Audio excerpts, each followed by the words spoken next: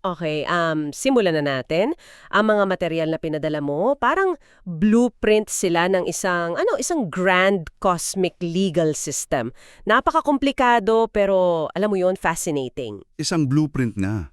At ang arkitekto nito, ayon sa mga sulatin, ay may isang napakalinaw na layunin. Na ano yon? Isang universo na ganap na nakabatay sa pag-ibig.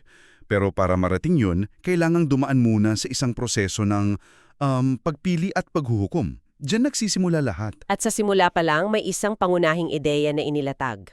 Ang sabi, bawat nilang, mula sa pinakamataas hanggang sa pinakamababa, binigyan ng kakayahang pumili. Oo, may free will. Pero iisa lang ang sukatan, iisa lang ang ultimate standard para sa lahat ng pagpiling iyon, ang pagsunod o pagsuway kay Hesukristo. Tama. At yung pagpiling yon, ayon sa lohika ng mga tekstong to, dalawa lang ang destinasyon. Walang third option, walang middle ground. Binary choice. Binary choice na may eternal na kahinatnan, buhay na walang hanggan, o yung tinatawag na lawa ng apoy.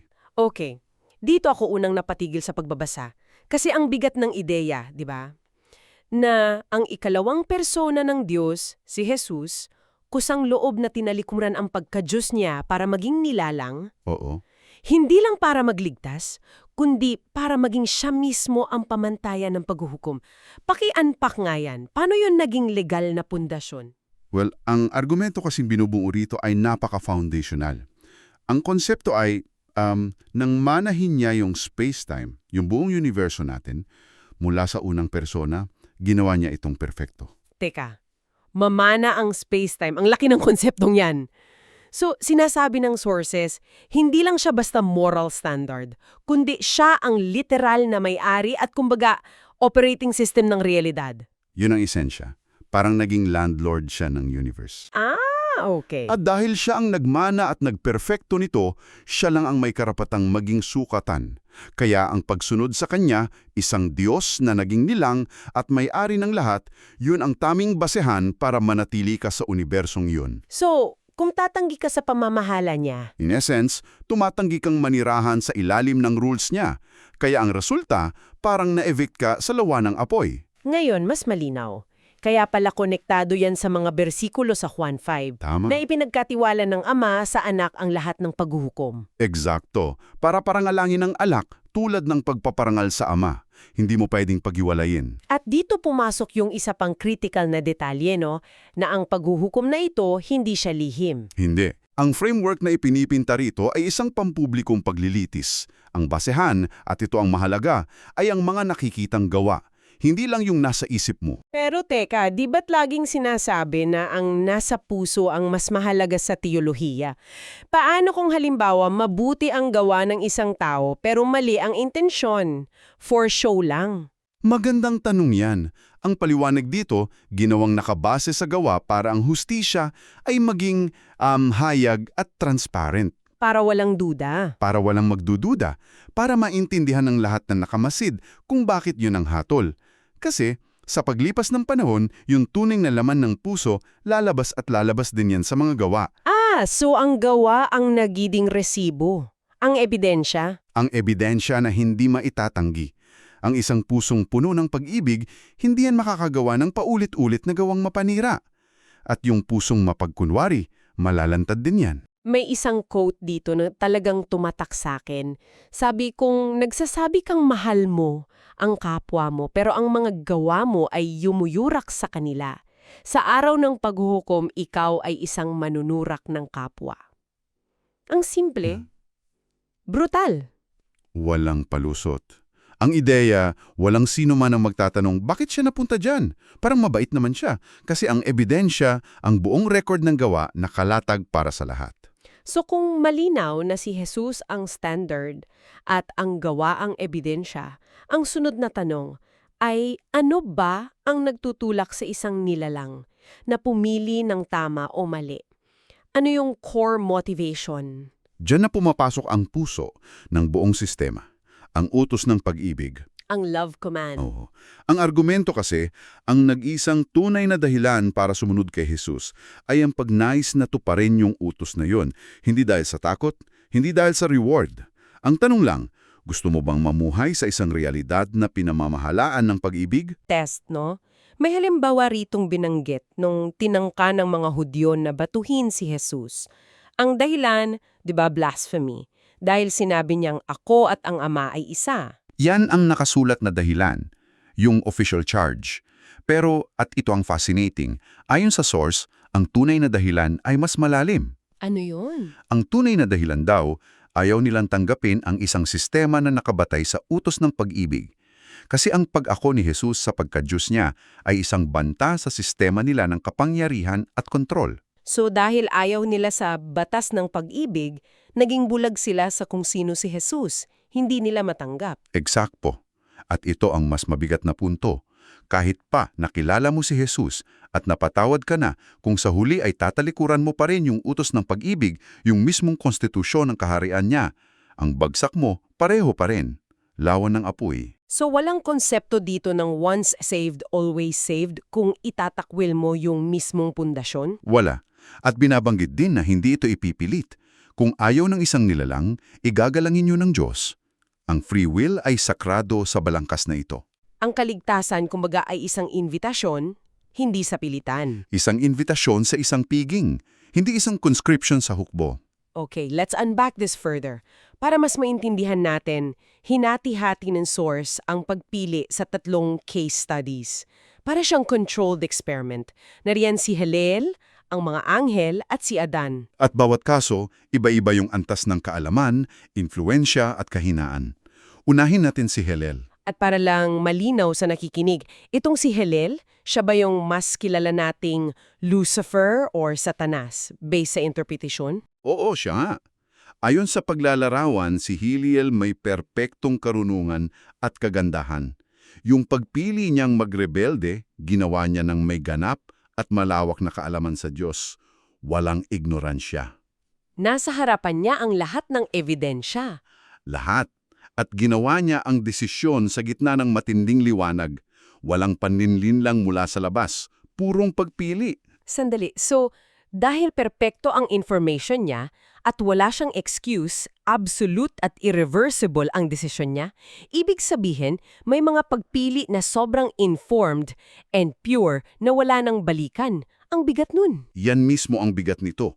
Dahil sa perpektong kondisyon, ang desisyon niya ay itinuturing na pimal. Hindi niya pwedeng sabihing, hindi ko alam. Okay. Kaso ni Hillel, malinaw. Perfect info, final choice. Paano naman yung mga anghel na sumunod sa kanya?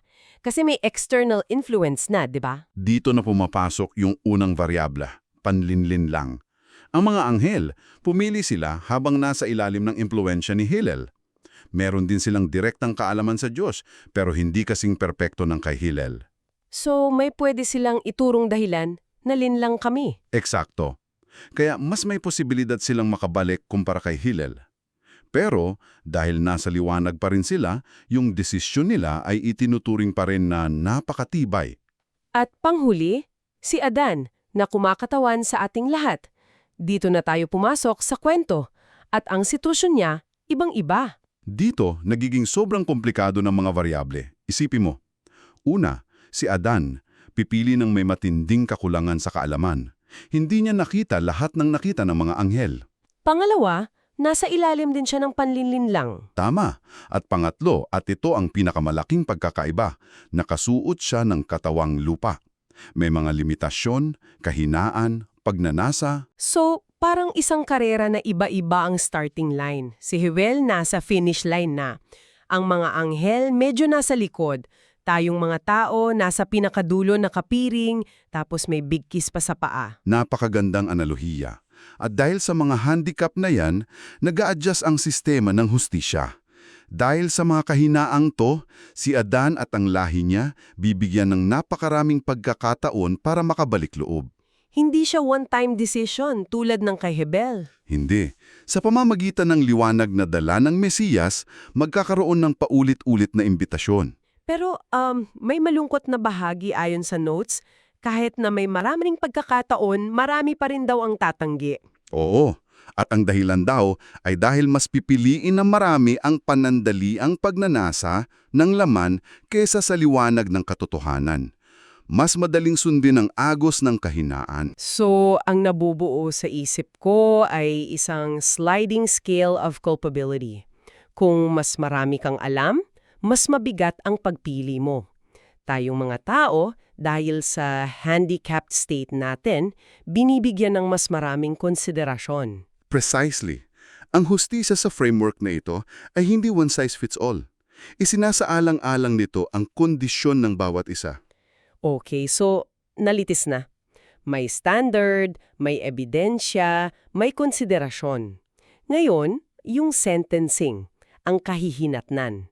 Ano nga ba talaga ayon dito ang ibig sabihin ng kamatayan? Ang kamatayan dito ay hindi lang physical, metaphysical state siya. Pagkakahiwalay sa buhay ng Diyos. At ang sukdulan nito ay yung ikalawang kamatayan sa lawa ng apoy. Dito, may mahalagang paglilinaw ang may akda. Na ano yon? Kasi karaniwan, iniisip natin yan na walang hanggang pagpapahirap. Ang interpretasyon dito ay iba. Ang ideya ay hindi ito walang hanggang pagpapahirap sa isang conscious na estado.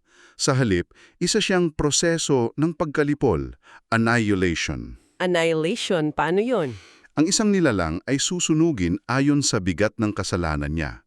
Mas matagal ang iba, mas mabilis ang iba, hanggang sa tuluyan siyang maging non-existent.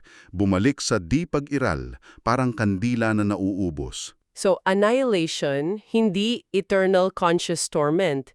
Teka, malaking bagay yan. Malaking pagkakaiba yan sa traditional na doktrina. Malaki. Pero to be fair, inamin ng may akga na maaring hindi ito ang kaso at ang tiyak lang daw ay magiging makatarungan ng parusa. Yan ang pinaka-bottom line. Eksakto. Na anuman ang mekanismo, ito ay perpektong katumbas ng nagawang kasalanan. Diyan pumapasok yung sinabi sa Lucas, di ba? Ang alipin na nakakaalam ay tatanggap ng maraming palo, ngunit ang hindi nakakaalam ay tatanggap ng kaunting palo. Makes perfect sense. To whom much is given, much is required. Mas malaki ang responsibilidad, mas mabigat ang parusa kung mas marami kang alam. At ang buong proyekto ng paglikha ayon dito, makukumpleto lang kapag natapos na ang prosesong ito. Kapag ang mga nilalang na kusang loob na pumili sa pag-ibig na lang ang natitira. Kapag wala ng kasamaan at maging ang kamatayan mismo ay nalipol na. Doon pa lang masasabing tapos na ang lahat. So kung bubuuin natin ang buong blueprint, ang mga material na ito ay nagpapakita ng isang teolohiya kung saan ng malayang pagpili ang sentro ng lahat. Hindi ito puppet show. Hindi. Bawat nilalang mula kay Hillel hanggang sa bawat isa sa atin haharap sa isang napakahalagang desisyon, nakasentro sa dalawang bagay, pagsunod kay Jesus at pagtupad sa utos ng pag-ibig. Akan resulta, may dalawang malinaw at pinal na kahihinatnan. Buhay na walang hanggan kasama ang Diyos sa isang universo ng pag-ibig o isang makatarungang parusa na, sa interpretasyong ito, hahantong sa pagkalipol. Ang pagpili ay sa nilalang, ang kahihinatnan ay itinakda. Tama. At para sa iyo na nakikinig, iiwan namin ang isang tanong na ito para pag-isipan. Kung ang paghuhukom, ayon sa lohika na inilahad dito, ay nakabatay sa mga nakikitang gawa para ito'y maging hayag at makatarungan, paano nito hinahamon yung karaniwang paghihiwalay natin sa personal na pananampalataya at sa pampublikong pagkilos natin? Magandang tanong. Paano nito binabago ang pagtingin mo sa ugnayan ng intensyon ng puso at ng aktwal na resibo ng iyong mga gawa sa iyong sariling buhay?